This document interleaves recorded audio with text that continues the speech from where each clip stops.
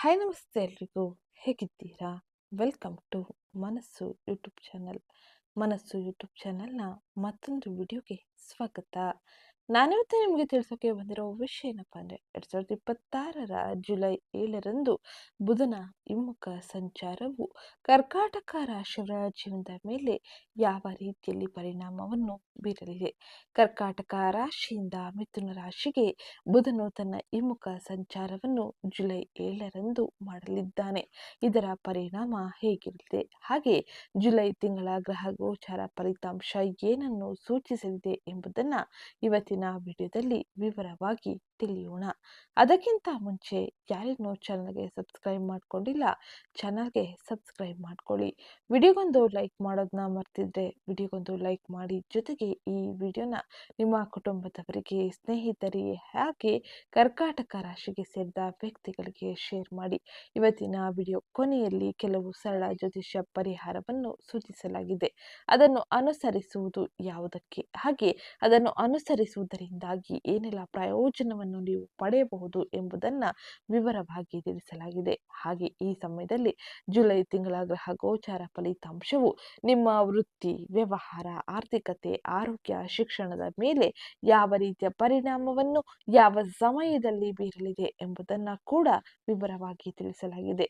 ಅದಕ್ಕಾಗಿ ಇಲ್ಲಿಂದ ಕೊನೆವರೆಗೂ ವಿಡಿಯೋನ ಸ್ಕಿಪ್ ಮಾಡದೆ ನೋಡಿ. ಹಾಗೆ ವಿಡಿಯೋ ಇಷ್ಟ ಆಗಿದ್ದಲ್ಲಿ ವಿಡಿಯೋಗೊಂದು ಲೈಕ್ ಮಾಡಿ, ಚಾನಲ್ಗೆ ಸಬ್ಸ್ಕ್ರೈಬ್ ಮಾಡ್ಕೊಳ್ಳಿ. ಹಾಗೆ ವಿಡಿಯೋ ಕಮೆಂಟ್ ಬಾಕ್ಸ್ನಲ್ಲಿ ಬುಧಾದಿತ್ಯಾಯ ನಮಃ, ಮಹಾಲಕ್ಷ್ಮಿಯೇ ನಮಃ ಎಂಬ ಕಮೆಂಟ್ ಮಾಡಿ. ಬುಧನ ಅನುಗ್ರಹಕ್ಕಾಗಿ ಹಾಗೆ ಸೂರ್ಯನ ಸಕಾರಾತ್ಮಕ ಶಕ್ತಿಗಾಗಿ ಬುಧ ಮತ್ತು ಆದಿತ್ಯ ಅಂದರೆ ಸೂರ್ಯನ ಅನುಗ್ರಹ ನಿಮಗೆ ಅತಿ ಮುಖ್ಯವಾಗಿರಲಿದೆ. ಹಾಗಾಗಿ ಅವರ ಪ್ರಾರ್ಥನೆ ನಿಮಗೆ ಶುಭದಾಯಕವಾಗಿರಲಿದೆ.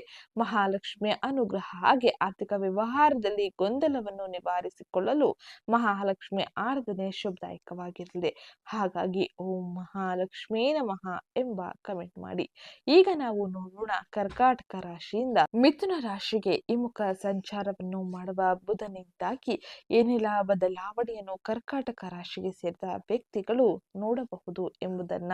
ಶಿಕ್ಷಣ ಮತ್ತು ವ್ಯವಹಾರದ ಗ್ರಹವಾದ ಬುಧ ಮಾತು ಮತ್ತು ಬುದ್ಧಿಶಕ್ತಿಯ ಮೇಲೆ ವಿಶೇಷ ಅಧಿಕಾರವನ್ನು ಹೊಂದಿದ್ದಾನೆ. ಜುಲೈ 7, 2026ರಂದು ಬೆಳಗ್ಗೆ 10:32ರ ಸರಿ ಸುಮಾರಿಗೆ ಮಿಥುನ ರಾಶಿಗೆ ಮರಳುತ್ತಾನೆ ಬುಧ. ಇದರಿಂದಾಗಿ ಅನೇಕ ರೀತಿಯ ಬದಲಾವಣೆ ಈ ಸಮಯದಲ್ಲಿ ಪ್ರತಿ ರಾಶಿಯವರ ಮೇಲೆ ಆಗಲಿದೆ.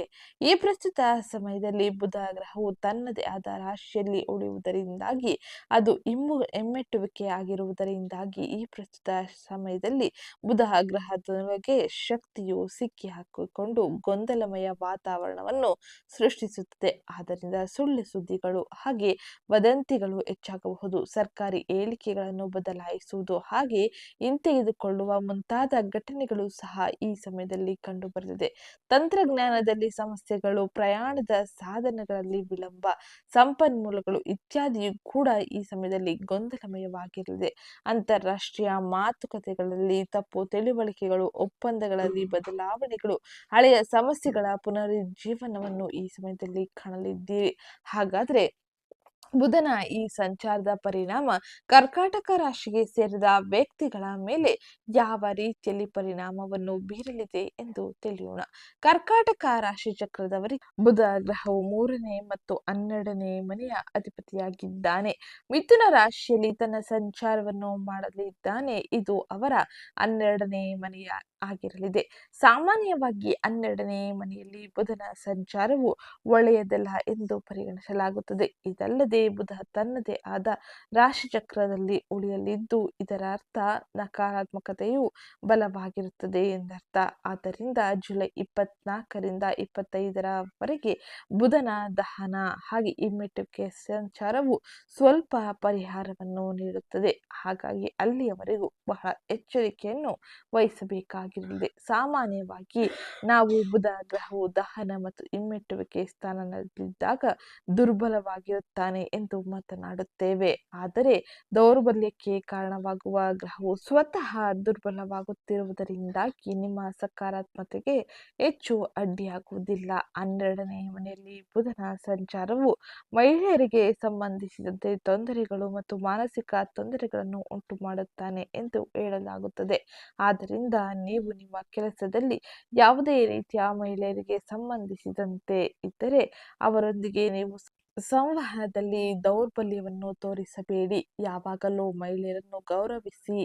ಧ್ಯಾನ, ಯೋಗ ಹಾಗೆ ಇನ್ನಿತರ ವಿಷಯಗಳನ್ನು ನಿಮ್ಮ ದಿನಚರಿಯಲ್ಲಿ ಅಳವಡಿಸಿಕೊಳ್ಳಿ. ಹಿರಿಯರ ಸತ್ಸಂಗ ಹಾಜರಾಗಿ. ಆಗ ಫಲಿತಾಂಶ ಉತ್ತಮವಾಗಿರಲಿದೆ. ಈ ಅವಧಿಯಲ್ಲಿ ವಿದ್ಯಾರ್ಥಿಗಳು ತಮ್ಮ ವಿಷಯಗಳ ಮೇಲೆ ಸಂಪೂರ್ಣ ಗಮನ ಹರಿಸಬೇಕಾಗಿರುತ್ತದೆ.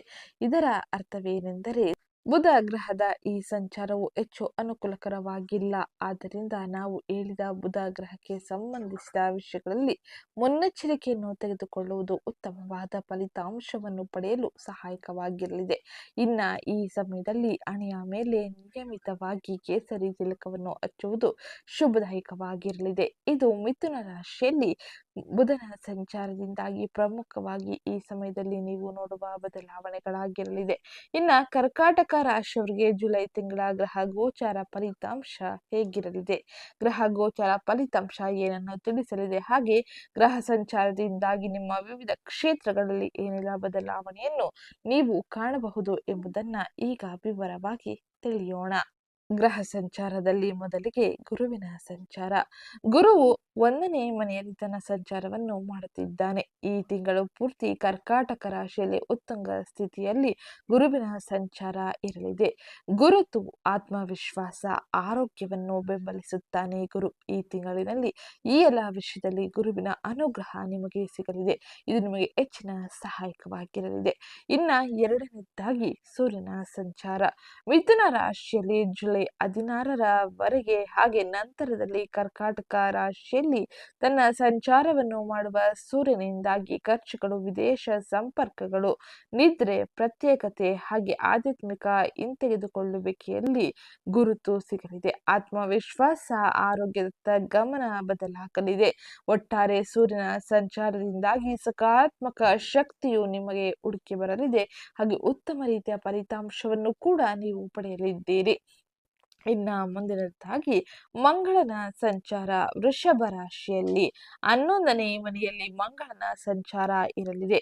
ಇದು ನಿಮಗೆ ಲಾಭಗಳು, ಜಾಲಗಳು, ಅಣ್ಣ ತಮ್ಮಂದಿರು ಹಾಗೆ ಆಸೆಗಳ ಈಡೇರಿಕೆಗೆ ಶಕ್ತಿಯನ್ನು ನೀಡುತ್ತದೆ. ಆದ್ದರಿಂದ ಅಸಹನೆಯನ್ನು ನಿಯಂತ್ರಿಸಿ ತಾಳ್ಮೆಯಿಂದ ಮುಂದುವರಿಯಿರಿ. ಜಾಣ್ಮೆ ನಿಮಗೆ ಉತ್ತಮ ರೀತಿಯ ಫಲಿತಾಂಶವನ್ನು ನೀಡಲಿದೆ. ಮುಂದಿನದಾಗಿ ಶುಕ್ರನ ಸಂಚಾರ. ಶುಕ್ರನು 1ನೇ ಮನೆಯಲ್ಲಿ ತನ್ನ ಸಂಚಾರವನ್ನು ಮಾಡುತ್ತಿದ್ದು ತದಾದ ನಂತರದಲ್ಲಿ ಸಿಂಹ ರಾಶಿಯಲ್ಲಿ ಮುಂದುವರಿಯುವುದರಿಂದಾಗಿ ಮೊದಲು ಗುರುತು ಆತ್ಮವಿಶ್ವಾಸ, ಆರೋಗ್ಯದ ಮೂಲಗಳ ನಂತರದಲ್ಲಿ ಆದಾಯ, ಮಾತು, ಕುಟುಂಬದ ಹಣಕಾಸಿನ ಮೂಲಕ ಸಾಂತ್ವನವನ್ನು ತರುತ್ತಾನೆ. ಒಟ್ಟಾರೆಯಾಗಿ ಶುಕ್ರನು ಸಿಂಹ ರಾಶಿಯಲ್ಲಿ ತನ್ನ ಸಂಚಾರವನ್ನು ಮಾಡುವ ಸಮಯದಲ್ಲಿ ಉತ್ತಮ ರೀತಿಯ ಫಲಿತಾಂಶವನ್ನು, ಆರ್ಥಿಕ ಬೆಂಬಲವನ್ನು ಪಡೆಯಲಿದ್ದೀರಿ. ಮುಂದಿನದಾಗಿ ಬುಧನ ಸಂಚಾರ. ಬುಧನು ಈ ಪ್ರಸ್ತುತ ಸಮಯದಲ್ಲಿ ಮಿಥುನ ರಾಶಿಯಲ್ಲಿ ತನ್ನ ಸಂಚಾರವನ್ನು ಮಾಡುತ್ತಿದ್ದಾನೆ. ಅಂದರೆ ಈ ಸಮಯದಲ್ಲಿ ಹಿಮ್ಮುಖ ಸಂಚಾರವನ್ನು ಮಾಡುತ್ತಿದ್ದಾನೆ. ಮಿಥುನ ರಾಶಿಯಲ್ಲಿ ಬುಧನ ಸಂಚಾರವು ಸಂವಹನ, ನಿರ್ಧಾರಗಳ ಗುರುತು, ಆತ್ಮವಿಶ್ವಾಸ, ಆರೋಗ್ಯ ಮತ್ತು ವೆಚ್ಚಗಳು, ವಿದೇಶ ಸಂಪರ್ಕಗಳು, ನಿದ್ರೆ, ಪ್ರತ್ಯೇಕತೆ, ಆಧ್ಯಾತ್ಮಿಕ ಹಿಂತೆಗೆದುಕೊಳ್ಳುವಿಕೆಗೆ ಸಂಬಂಧಿಸಿದಂತೆ ಅನೇಕ ರೀತಿಯ ಬದಲಾವಣೆಯನ್ನು ಕೂಡ ತರಲಿದ್ದಾನೆ. ಎಚ್ಚರಿಕೆ ಇರಲಿ, ತಾಳ್ಮೆ ಇರಲಿ, ಜಾಣ್ಮೆಯಿಂದ ಎಲ್ಲವನ್ನು ನಿಭಾಯಿಸಿ. ಮುಂದಿನದಾಗಿ ಶನಿಯ ಸಂಚಾರ. ಶನಿಯು ಮೀನ ರಾಶಿಯಲ್ಲಿ ಅಂದರೆ 9ನೇ ಮನೆಯಲ್ಲಿ ತನ್ನ ಸಂಚಾರವನ್ನು ಮಾಡುತ್ತಿದ್ದಾನೆ.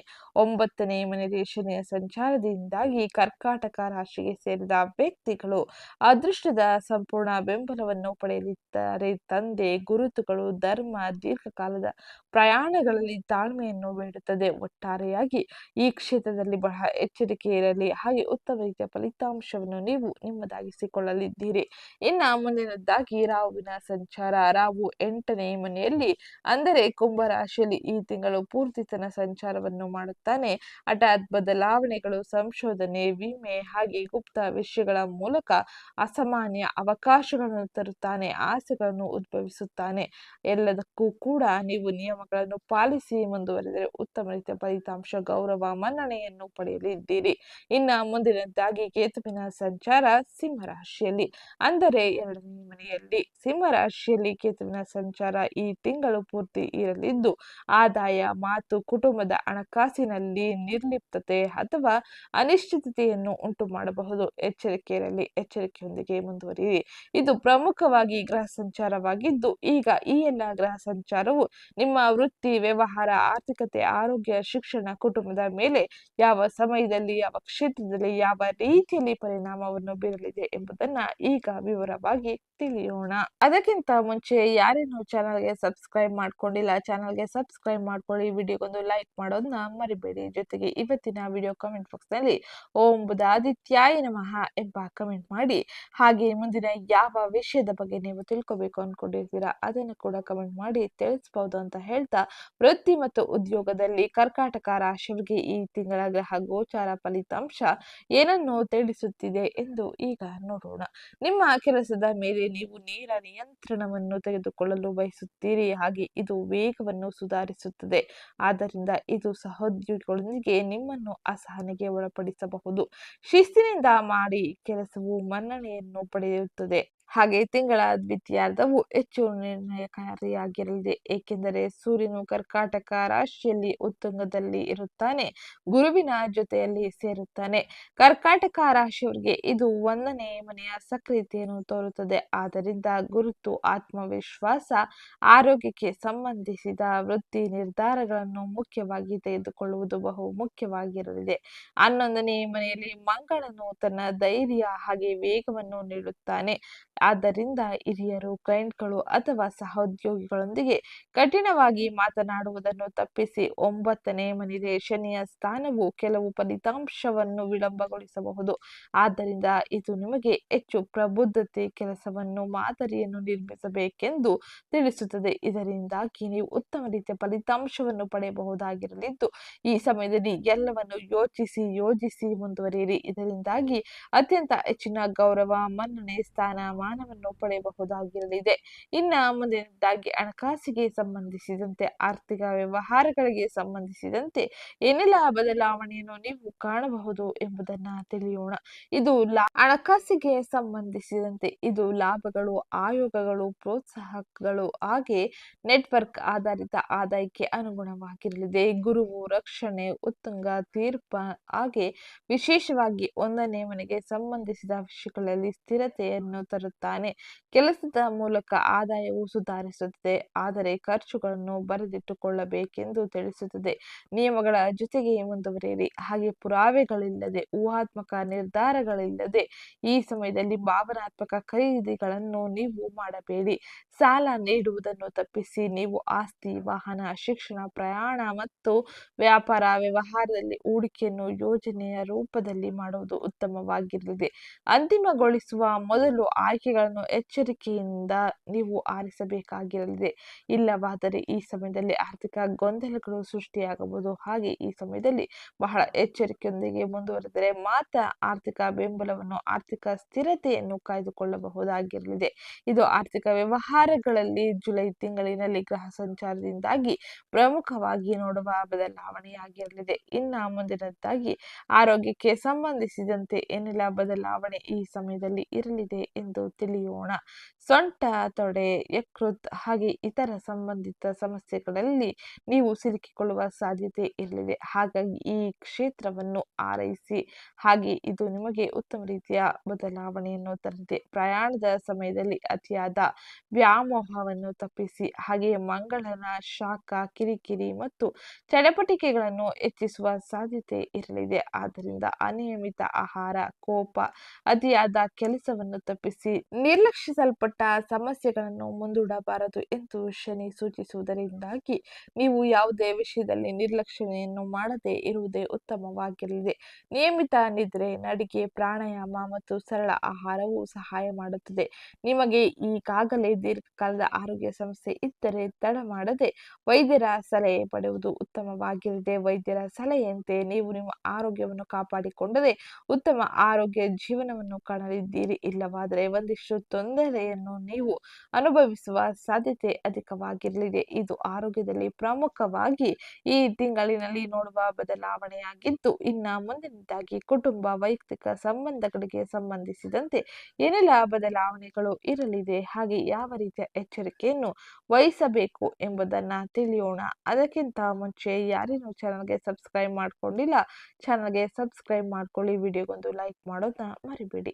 ನಿಮ್ಮ ನೇರ ನುಡಿಗಳನ್ನು ತಪ್ಪಾಗಿ ಅರ್ಥೈಸಿಕೊಳ್ಳಬಹುದು. ತಾಳ್ಮೆ, ದೇಶೀಯ ಶಾಂತಿಯನ್ನು ಕಾಪಾಡಿಕೊಳ್ಳಲು ತಿಂಗಳ ಆರಂಭದಲ್ಲಿ ಶುಕ್ರ ರಾಶಿ ಬದಲಾವಣೆಯಿಂದಾಗಿ ಉಂಟಾಗುವ ಭಾವನಾತ್ಮಕ ಉಷ್ಣತೆಯನ್ನು ಹೆಚ್ಚಿಸುವ ಕಾರಣದಿಂದಾಗಿ ಅದನ್ನು ತಡೆಯಲು ನೀವು ಶಾಂತ ರೀತಿಯಲ್ಲಿ ಇರಬೇಕಾಗಿರಲಿದೆ.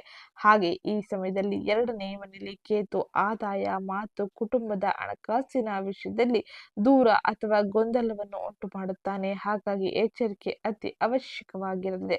ಮೃದುವಾಗಿ ಮಾತನಾಡಿ. ಪ್ರತಿಯೊಂದು ಸಣ್ಣ ವಿಷಯದನ್ನು ಚರ್ಚೆಗೆ ಈಡು ಮಾಡಬೇಡಿ. ಈ ಸಮಯದಲ್ಲಿ ಚರ್ಚೆಗಳು ನಡೆದರೂ ಕೂಡ ತಾಳ್ಮೆಯಿಂದ ವರ್ತಿಸುವುದನ್ನು ಕಲಿಯಿರಿ. ನೀವು ಮೊದಲು ಆಲಿಸಿ, ನಂತರ ಪ್ರತಿಕ್ರಿಯಿಸಿ. ವೈಯಕ್ತಿಕ ಮತ್ತು ಕೌಟುಂಬಿಕ ಸಾಮರಸ್ಯವನ್ನು ಸುಧಾರಿಸಲು ಇದು ಉತ್ತಮ ಮಾರ್ಗವಾಗಿರಲಿದೆ. ಇಲ್ಲವಾದರೆ ಕುಟುಂಬದಲ್ಲಿ ಗೊಂದಲ, ಅಶಾಂತಿಯು ಮೂಡಬಹುದು. ಇದು ಕೌಟುಂಬಿಕ ವಿಷಯದಲ್ಲಿ ಪ್ರಮುಖವಾಗಿ ಜುಲೈ ತಿಂಗಳಿನಲ್ಲಿ ನೀವು ನೋಡುವ ಬದಲಾವಣೆಯಾಗಿದ್ದು, ಇನ್ನ ಮುಂದಿನದಾಗಿ ವ್ಯಾಪಾರ, ಸ್ವ ಉದ್ಯೋಗವನ್ನು ಮಾಡುತ್ತಿರುವ ಕರ್ಕಾಟಕ ರಾಶಿಗೆ ಸೇರಿದ ವ್ಯಕ್ತಿಗಳು ಏನೆಲ್ಲ ಬದಲಾವಣೆಯನ್ನು ತಮ್ಮ ಜೀವನದಲ್ಲಿ ಕಾಣಲಿದ್ದಾರೆ ಎಂದು ತಿಳಿಯೋಣ. ವ್ಯವಹಾರಸ್ಥರು ಈ ತಿಂಗಳಿನಲ್ಲಿ ವಾಸ್ತವ ಯೋಜನೆಗಳಿಗಾಗಿ ಉತ್ತಮ ರೀತಿಯ ಕೆಲಸವನ್ನು ಮಾಡಬೇಕಾಗಿರಲಿದೆ. ಗುರುವು ಗುರುತು, ಆತ್ಮವಿಶ್ವಾಸ ಮತ್ತು ಆರೋಗ್ಯದ ಮೂಲಕ ಬೆಳವಣಿಗೆಯನ್ನು ಬೆಂಬಲಿಸುತ್ತಾನೆ. ಆದರೆ ಬುಧನ ಚಲನೆಯು ಚರ್ಚೆಗಳು, ಕಾಗದ ಪತ್ರಗಳು ಮತ್ತು ಮಾತುಕತೆಗಳನ್ನು ಸುಧಾರಿಸುತ್ತಾನೆ. ನೀವು ನಿಮ್ಮ ಕ್ಷೇತ್ರದಲ್ಲಿ ಅವಲಂಬಿಸಿದ ಹೊಸ ಗ್ರಾಹಕರ ಸಂಪರ್ಕಗಳು, ಪ್ರಯಾಣ ಅಥವಾ ಆನ್ಲೈನ್ ಸಂವಹನದ ಮೂಲಕ ಉತ್ತಮ ರೀತಿಯ ಗ್ರಾಹಕರನ್ನು ಹೊಂದಲಿದ್ದೀರಿ. ಇದು ನಿಮ್ಮ ಸ್ವ ಉದ್ಯೋಗಕ್ಕೆ ಹೆಚ್ಚಿನ ಸಹಕಾರಿಯಾಗಿರಲಿದೆ. ಭಾವನೆ ಅಥವಾ ಒತ್ತಡದ ಮೇಲೆ ಮಾತ್ರ ವಿಸ್ತರಿಸಬೇಡಿ. ಮಂಗಳನು ನಿಮಗೆ ಆತ್ಮವಿಶ್ವಾಸವನ್ನು ನೀಡಬಹುದು, ಆದರೆ ಶನಿಯು ದಸ್ತಮೇಜೀಕರಣ, ಬಜೆಟ್ ನಿಯಂತ್ರಣ, ತಾಳ್ಮೆಯನ್ನು ಕೇಳುತ್ತಾನೆ.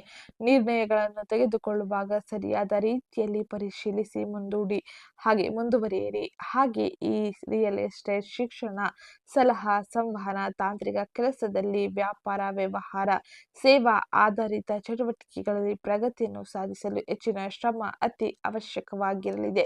ಇದು ಪ್ರಮುಖವಾಗಿ ಸ್ವ ಉದ್ಯೋಗವನ್ನು ಮಾಡುತ್ತಿರುವವರು, ವ್ಯಾಪಾರ ವ್ಯವಹಾರದಲ್ಲಿ ಇರುವವರು ಮಾಡಬೇಕಾದ ಪ್ರಮುಖ ಕೆಲಸವಾಗಿರಲಿದೆ. ಇನ್ನ ಮುಂದಿನದಾಗಿ ಶಿಕ್ಷಣ ಮತ್ತು ಶಿಕ್ಷಣಕ್ಕೆ ಸಂಬಂಧಿಸಿದಂತೆ ವಿದ್ಯಾರ್ಥಿಗಳು ಏನೆಲ್ಲ ಬದಲಾವಣೆಯನ್ನು ಗ್ರಹ ಸಂಚಾರದಿಂದಾಗಿ ನೋಡಲಿದ್ದಾರೆ, ಯಾವ ರೀತಿಯ ಎಚ್ಚರಿಕೆಯನ್ನು ಈ ಸಮಯದಲ್ಲಿ ತೆಗೆದುಕೊಳ್ಳಬೇಕು ಎಂಬುದನ್ನ ತಿಳಿಯೋಣ. ದಿನಚರಿ ಸ್ಥಿರವಾಗಿರಲಿ. ಹಾಗೆ ಸ್ಮರಣ ಶಕ್ತಿ ಮತ್ತು ಮಾತು ಸುಧಾರಿಸುವ ಸಾಧ್ಯತೆ ಈ ಸಮಯದಲ್ಲಿ ಅಧಿಕವಾಗಿರಲಿದೆ. ಕೌಟುಂಬಿಕ ಸಮಸ್ಯೆಗಳಿಂದ ಗೊಂದಲವನ್ನು ತಪ್ಪಿಸಿ. ಹಾಗೆ ಬುಧನ ಸಂಚಾರದಿಂದಾಗಿ ಪರಿಷ್ಕರಣೆ, ಚರ್ಚೆ, ಲಿಖಿತ ಅಭ್ಯಾಸಗಳ ಮೂಲಕ ಕಲಿಕೆಗೆ ಹೆಚ್ಚಿನ ಆಸಕ್ತಿಯನ್ನು ನೀಡಿ. ಹಾಗೆ ಇದು ನಿಮಗೆ ಸ್ಪರ್ಧಾತ್ಮಕ ಪರೀಕ್ಷೆಗಳಲ್ಲಿ ಉತ್ತಮ ರೀತಿಯ ಫಲಿತಾಂಶವನ್ನು ಪಡೆಯಲು ಸಹಕಾರಿಯಾಗಿರಲಿದೆ. ಹಾಗೆ ಸ್ಪರ್ಧಾತ್ಮಕ ಪರೀಕ್ಷೆಗೆ ತಯಾರಿ ನಡೆಸುತ್ತಿರುವ ವಿದ್ಯಾರ್ಥಿಗಳಿಗೆ ನಿಗದಿ ವೇಳಾಪಟ್ಟಿ ಅತಿ ಅವಶ್ಯಕವೆಂದು ಇಲ್ಲಿ ಗ್ರಹ ಸಂಚಾರವು ತಿಳಿಸುತ್ತಿದೆ. ಇತರರೊಂದಿಗೆ ಹೋಲಿಕೆ ಮಾಡಿಕೊಳ್ಳುವುದನ್ನು ತಪ್ಪಿಸುವುದು ಬಹು ಮುಖ್ಯವಾಗಿದ್ದು, ಒಂದೊಂದೇ ವಿಷಯವನ್ನು ಪೂರ್ಣಗೊಳಿಸಿದ ನಂತರ ಮುಂದಿನ ವಿಷಯಕ್ಕೆ ಮುಂದುವರಿಯುವುದು ಉತ್ತಮವಾಗಿರಲಿದೆ. ಶಿಕ್ಷಕರು, ಹಿರಿಯರು ಅಥವಾ ಮಾರ್ಗದರ್ಶಕರ ಮಾರ್ಗದರ್ಶನವು ನಿಮಗೆ ಉತ್ತಮ ರೀತಿಯ ಫಲಿತಾಂಶವನ್ನು ಹಾಗೆ ಉಪಯೋಗವನ್ನು ಕೂಡ ತರಲಿದೆ. ಇದು ನಿಮಗೆ ಉತ್ತಮ ರೀತಿಯ ಅಂಕ ಗಳಿಕೆಗೆ ಹಾಗೆ ಗೌರವ ಸ್ಥಾನಮಾನ ಪಡೆಯಲು ಉತ್ತಮ ರೀತಿಯ ಮಾರ್ಗದರ್ಶಕವಾಗಿರಲಿದೆ. ಇದು ಶಿಕ್ಷಣ ಕ್ಷೇತ್ರದಲ್ಲಿ ಪ್ರಮುಖವಾಗಿ ಗ್ರಹ ಸಂಚಾರದಿಂದ ನೀವು ನೋಡುವ ಪ್ರಮುಖ ಬದಲಾವಣೆಗಳಾಗಿದ್ದು, ಇದು ಇವತ್ತಿನ ವಿಡಿಯೋ ಆಗಿತ್ತು. ಇದು ಜುಲೈ ತಿಂಗಳ ಗ್ರಹ ಸಂಚಾರದಿಂದಾಗಿ ಪ್ರಮುಖವಾಗಿ ನೀವು ನೋಡುವ ಬದಲಾವಣೆಯಾಗಿದ್ದು, ಇನ್ನ ಈ ಸಮಯದಲ್ಲಿ ನೀವು ತಪ್ಪದೆ ಮಾಡಬೇಕಾದ ಕೆಲ ಸರಳ ಜ್ಯೋತಿಷ್ಯ ಪರಿಹಾರವನ್ನು ಈಗ ತಿಳಿಯೋಣ. ಯಾವ ಸಮಯದಲ್ಲಿ ಯಾವ ರೀತಿಯ ಸರಳ ಜ್ಯೋತಿಷ್ಯ ಪರಿಹಾರವನ್ನು ಅನುಸರಿಸಿದರೆ ಯಾವ ರೀತಿಯ ಬದಲಾವಣೆಯನ್ನು ಜೀವನದಲ್ಲಿ ಕಾಣಲಿದ್ದೀರಿ ಎಂದು ಈಗ ನೋಡೋಣ. ಈ ತಿಂಗಳಿನಲ್ಲಿ ಒತ್ತಡವನ್ನು ಕಡಿಮೆ ಮಾಡಲು ಗುರು, ಶನಿ ಮತ್ತು ಇತರ ಗ್ರಹಗಳ ಅನುಕೂಲ ಫಲಿತಾಂಶವನ್ನು ಪಡೆಯಲು ಈ ಸರಳ ಪರಿಹಾರವನ್ನು ತಪ್ಪದೆ ಅನುಸರಿಸಿ. ಗುರುವಾರದಂದು ಗುರುಗಳನ್ನು ಪೂಜಿಸಿ, ಹಾಗೆ ಗುರುವಿನ ಆಶೀರ್ವಾದಕ್ಕಾಗಿ ಹಳದಿ ಆಹಾರ ಅಥವಾ ಅರಿಶಿಣವನ್ನು ದಾನ ಮಾಡಿ. ಇದು ಅತ್ಯಂತ ಹೆಚ್ಚಿನ ಶುಭದಾಯಕವಾಗಿರಲಿದೆ. ಕೋಪ ಮತ್ತು ಅಸಹನೆಯನ್ನು ನಿಯಂತ್ರಿಸಲು ಮಂಗಳವಾರದಂದು ಹನುಮಂತನಿಗೆ ಪ್ರಾರ್ಥನೆ ಮಾಡುವುದು, ಹಾಗೆ ಹನುಮಂತನ ಆರಾಧನೆ ಮಾಡುವುದು ಶುಭದಾಯಕವಾಗಿರಲಿದೆ. ಇನ್ನ ಮುಂದಿನದಾಗಿ ಶನಿವಾರದಂದು ಶಿಸ್ತುಬದ್ಧ ನಿದ್ರೆ ಮಾಡಿ, ಹಾಗೆ ಎಳ್ಳೆಣ್ಣೆ ದೀಪವನ್ನು ಸಂಜೀವನಿಗೆ ಬೆಳಗುವುದು ಶುಭದಾಯಕವಾಗಿರಲಿದೆ. ಇದರಿಂದಾಗಿ ಶನಿಯ ಅನುಗ್ರಹ ನಿಮ್ಮದಾಗಲಿದೆ. ಇದು ನೀವು ತಪ್ಪದೆ ಮಾಡಬೇಕಾದ ಕೆಲ ಸರಳ ಜ್ಯೋತಿಷ್ಯ ಪರಿಹಾರವಾಗಿದ್ದು, ಇನ್ನ ಇಂದಿನ ವಿಡಿಯೋದಲ್ಲಿ ಕೇಳಿದಂತ ಕೆಲ ಸರಳ ಪ್ರಶ್ನೆಗಳಲ್ಲಿ ಮೊದಲನೇ ಪ್ರಶ್ನೆ, ಜುಲೈ ತಿಂಗಳು ಕರ್ಕಾಟಕ ರಾಶಿಯವರಿಗೆ ಹೇಗಿರಲಿದೆ? ಜುಲೈ 2026 ಕರ್ಕಾಟಕ ರಾಶಿಯವರಿಗೆ ಮಿಶ್ರ ಆದರೆ ಅರ್ಥಪೂರ್ಣ ಫಲಿತಾಂಶವು ನೀಡುತ್ತದೆ. ಈ ಪ್ರಸ್ತುತ ಸಮಯದಲ್ಲಿ 1ನೇ ಮನೆಯಲ್ಲಿ ಉಚ್ಚ ಸ್ಥಾನದಲ್ಲಿರುವ ಗುರು ಗುರುತು, ಆತ್ಮವಿಶ್ವಾಸ, ಆರೋಗ್ಯಕ್ಕೆ ಸಂಬಂಧಿಸಿದ ಪ್ರಮುಖ ವಿಷಯಗಳನ್ನು ರಕ್ಷಿಸುತ್ತಾನೆ. ಆದರೆ 11ನೇ ಮನೆಯಲ್ಲಿ ಮಂಗಳನು ನಿಮಗೆ ಕ್ರಿಯಾಶೀಲತೆಯಾಗಿ, ಹಾಗೆ ಕೆಲವೊಮ್ಮೆ ಅಸಹನೆಯನ್ನು ಕೂಡ ತರಬಹುದು. ಹಾಗಾಗಿ ಮಿಶ್ರ ಫಲಿತಾಂಶವನ್ನು ನೋಡಲಿದ್ದೀರಿ, ಆದರೆ ಉತ್ತಮ ರೀತಿಯ ಬದಲಾವಣೆಯನ್ನು ಜೀವನದಲ್ಲಿ ನೀವು ಕಂಡುಕೊಳ್ಳಬಹುದಾಗಿರಲಿದೆ. ಇದು ಇವತ್ತಿನ ವಿಡಿಯೋ ಆಗಿದ್ದು, ವಿಡಿಯೋ ಇಷ್ಟ ಆಗಿದ್ದಲ್ಲಿ ವಿಡಿಯೋಗೊಂದು ಲೈಕ್ ಮಾಡಿ, ಚಾನಲ್ಗೆ ಸಬ್ಸ್ಕ್ರೈಬ್ ಮಾಡ್ಕೊಳ್ಳೋದನ್ನ ಮರಿಬೇಡಿ. ಹಾಗೆ ಈ ವಿಡಿಯೋನ ನಿಮ್ಮ ಕುಟುಂಬದವರಿಗೆ, ಸ್ನೇಹಿತರಿಗೆ, ಹಾಗೆ ಕರ್ಕಾಟಕ ರಾಶಿಗೆ ಸೇರಿದ ವ್ಯಕ್ತಿಗಳಿಗೆ ಶೇರ್ ಮಾಡಿ. ಜೊತೆಗೆ ಇವತ್ತಿನ ವಿಡಿಯೋ ಕಾಮೆಂಟ್ ಬಾಕ್ಸ್ ನಲ್ಲಿ ಓಂ ಬುಧಾದಿತ್ಯಾಯ ನಮಃ, ಮಹಾಲಕ್ಷ್ಮೀ ನಮಃ ಎಂಬ ಕಮೆಂಟ್ ಮಾಡಿ. ಸಿಗ್ತೀನಿ ನೆಕ್ಸ್ಟ್ ವಿಡಿಯೋದಲ್ಲಿ.